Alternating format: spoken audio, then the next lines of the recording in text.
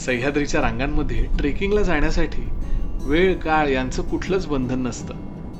त्या नेहमीच खुणावत असतात. तरी सुद्धा पावसाळ्यातलं सह्याद्री वर्णनापलीकडचं आहे आणि तो प्रत्येकाने अनुभवायलाच हवा. हा आपला ट्रेक सह्याद्रीच्या उत्तर रांगांमधला. भणाणणारा वारा, जोरदार पाऊस आणि सुखद गारवा. आज आपण रेंज ट्रेक करत आहोत नाशिक जिल्ह्यात.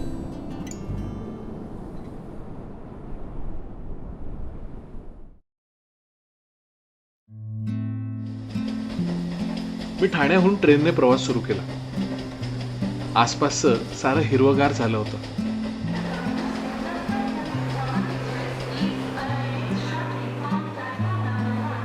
कसारा स्टेशनवर ट्रेन थांबली आणि मी पुढच्या प्रवासाला लागलो.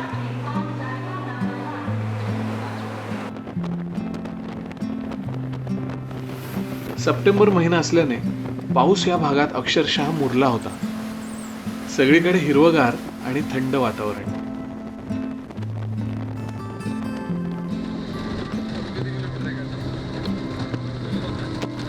शेअर टॅक्सीने कावनई गावात येऊन पोहोचलो.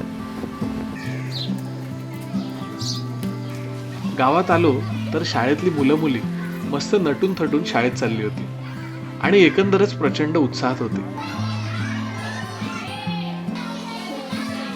मी सुद्धा उगाच मुलांची तोंडी परीक्षा घेतली.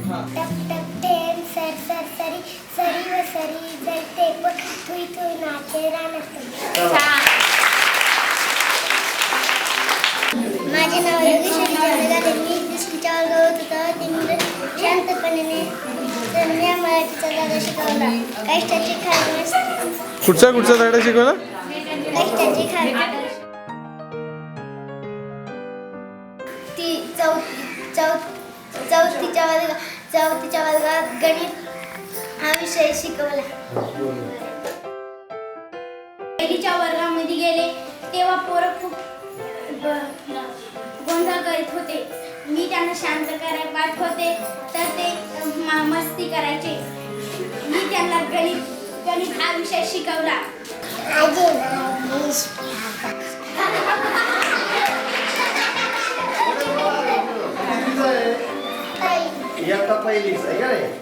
पाच सप्टेंबर हा डॉक्टर सर्वपल्ली राधाकृष्णन यांचा जन्मदिवस.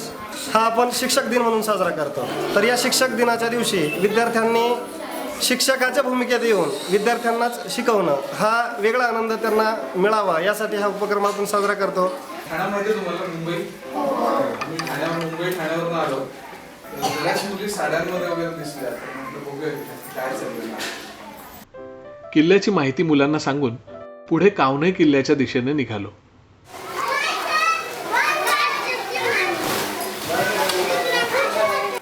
लहान मुलांमुळे ट्रेकची सुरुवातच इतकी मस्त झाली.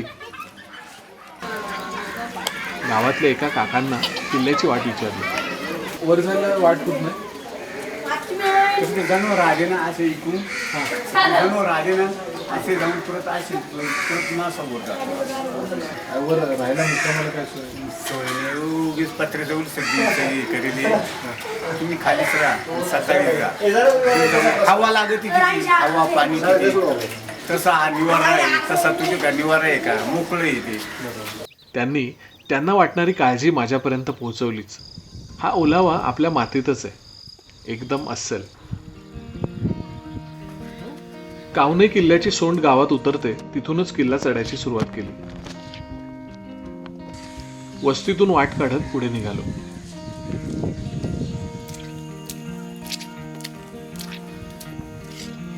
मळलेली पायवाट, रानफुलं, ओलं गवत यांच्या साथीने किल्ल्यावर जायला निघालो.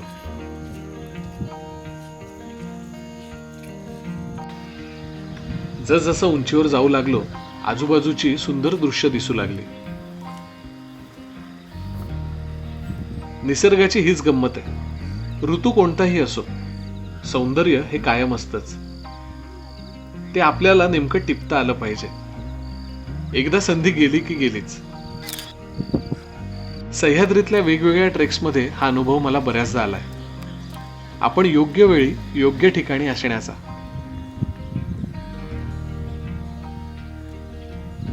किल्ला चढायला सुरुवात केली आहे. खाली कावनई गाव आणि मागे पसरलेलं वैतरणा धरण दिसतंय. कावनई किल्ला तसा खूप मोठा नसला तरी त्याचं अस्तित्व अगदी पुराण काळापासून असल्याचं सांगितलं जातं.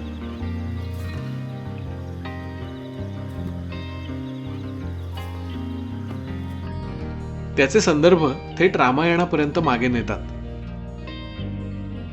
किल्ल्याच्या पायथ्याशी असलेलं कपिलधारा तीर्थ सिंहस्थ कुंभमेळ्याच्या दृष्टीने खूपच महत्वाचं आहे. हा संपूर्ण मार्ग पूर्वीपासूनच व्यापारासाठी प्रसिद्ध आहे. त्यामुळे या मार्गावरचे किल्ले साठवणूक आणि टेहळणीसाठी गरजेचे होते. कावनई किल्ल्याचा उपयोगही टेहळणीसाठी होत असे. सुरुवातीच्या काळात निजामशाहीत असलेला हा किल्ला नंतर मुघलांनी जिंकला आणि 1670-72 मध्ये तो मराठेशाहीत आला. इंग्रज येण्या अगोदरपर्यंत कावनई हे तालुक्याचं ठिकाण होतं. त्यामुळे शिवकालीन इतिहासात त्याला महत्वाचं स्थान होतं. किल्ल्याच्या दरवाजापर्यंत यायचं म्हणजे एका घळीतून यावं लागतं. अंधार व्हायच्या आत या घळीच्या वाटेतनं मला दरवाजा गाठायचा.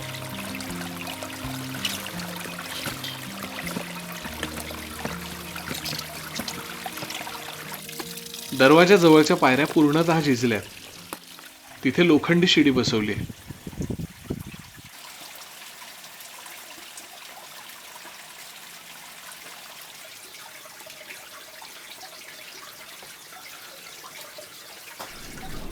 आभाळ भरून आलं होतं. आता अंधारही होऊ लागला होता.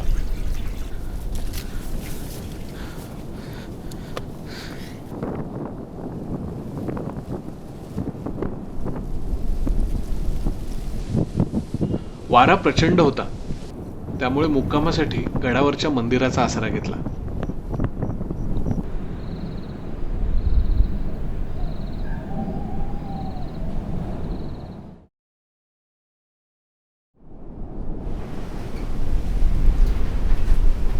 सकाळ झाली तीच भणाणणाऱ्या वाऱ्याने.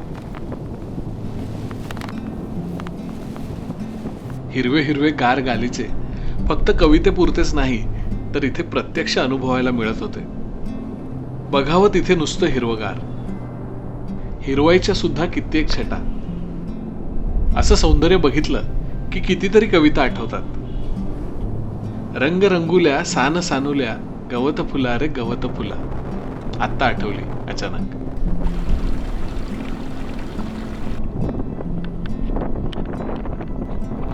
किल्ला अगदीच छोटेखानी आहे पण माथ्यावर एक मोठं तलाव आहे.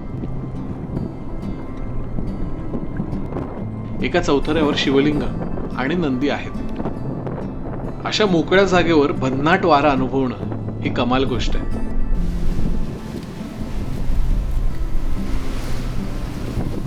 गडाच्या माथ्यावरती खूप मोठं पाण्याचं टाकं आहे. आणि सकाळपासून वारा एवढा आहे त्याच्यामध्ये लाटा तयार होतात.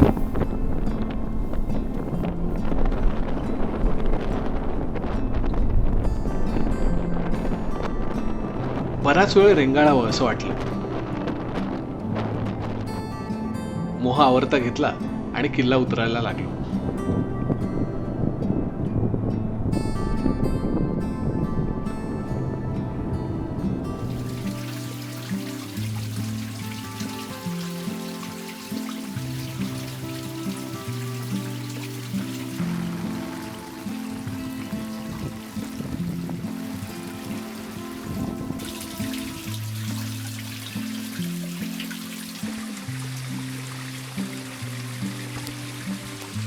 कालच्या अंधारात कुठल्या पायऱ्या चढून आलो आणि त्यांची अवस्था नेमकी कशी आहे हे आज उजेडात बघताना तुम्हालाही नक्कीच थरारक वाटलं असेल ना.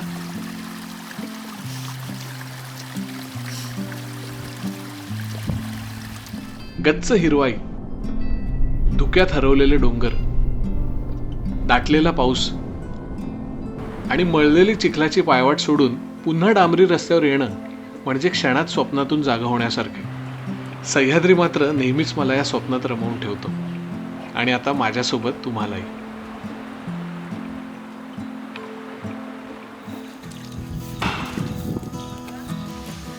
कावनई गावात परतलो तेव्हा पावसाने गाठलंच. मस्त भिजायचं ठरवलं आणि किल्ल्याच्या पायथ्याशी असणारं कपिलधारा तीर्थ बघायला गेलो. पावसाचा जोर चांगलाच वाढला आणि भिजत भिजत मी पुढच्या किल्ल्याच्या दिशेने प्रवास सुरू केला.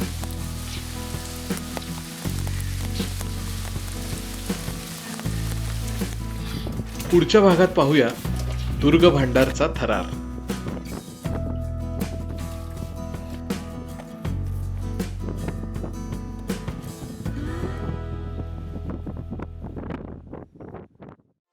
कॅमेरा घेऊन ठेवलाय, पण त्याचा हवा तसा वापर करता येत नाहीये किंवा कोणता कॅमेरा घ्यावा हेही समजत नाहीये का? बदलत्या टेक्नॉलॉजीप्रमाणे बरेच कॅमेरे सध्या उपलब्ध आहेत. गोप्रो सारखा अगदी लहान कॅमेरा कुठेही लावून भन्नाट शॉट्स घेता येतात.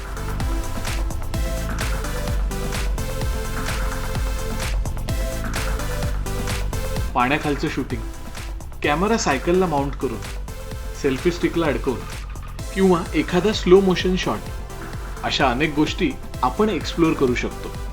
ट्रॅव्हल फोटोग्राफीमध्ये DSLR कॅमेरा आणि गोप्रोचा बेस्ट यूज कसा करता येईल याबद्दल मी सांगणार आहे. Composition, camera settings, studio lighting अगदी सोप्या पद्धतीने समजून घेऊया. नमस्कार, मी स्वप्नील पवार. गेली 12 वर्ष फोटोग्राफी शिकवतोय आणि आता माझे सगळे कोर्स मराठीतून डिजिटल स्वरूपात ऑनलाईन सुरू करतोय. नक्की सहभागी व्हा.